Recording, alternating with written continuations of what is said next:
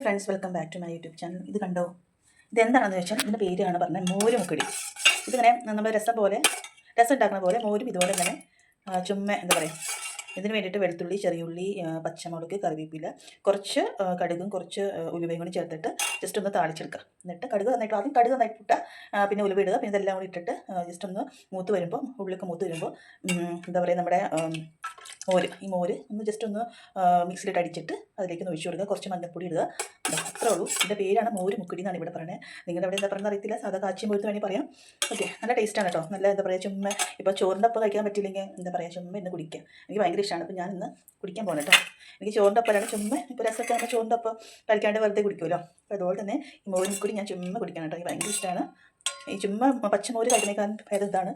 അതിപ്പോൾ വെച്ച് ഞങ്ങൾ ചുമയും ജലദോഷമൊക്കെ കഴിഞ്ഞാൽ സുഖം ഉണ്ടാവില്ല. ഇപ്പോൾ കാച്ചിയതായതുകൊണ്ട് അത്ര പ്രശ്നമില്ല. പിന്നെ ഇതിൻ്റെ വെളുത്തുള്ളി, ചെറിയ ഉള്ളി ഒക്കെ ഉണ്ട്. അതൊക്കെ നല്ലതാണല്ലോ. ഇത് ഭയങ്കര ഇഷ്ടമാണ് ഗൈസ്. ചുമ്മാ കുടിക്കാം തന്നെ. ഇതിങ്ങനെ എടുക്കുക. നല്ല ടേസ്റ്റാണ് ഗൈസ്, നല്ല ടേസ്റ്റാണ്.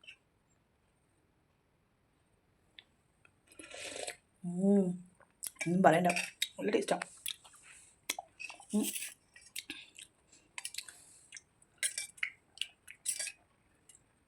നല്ല ടേസ്റ്റിൻ്റെ നല്ല ടേസ്റ്റ്. നല്ല പൊടി, പാകത്തിന് മോരിൻ്റെ പൊടിയും ഇച്ചിരി എരിവും, പിന്നെ വറ്റൽമുളകും ഇടാം കേട്ടോ. വറ്റൽമുളക് ഇടുമ്പോൾ പ്രത്യേക ടേസ്റ്റ് ആയിരിക്കും. കറിവേപ്പില, നല്ല ടേസ്റ്റാണ് ഗൈസ്, നല്ല ടേസ്റ്റ്.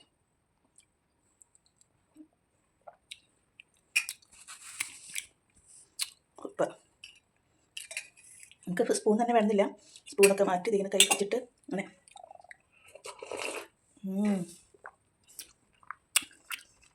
Super taste.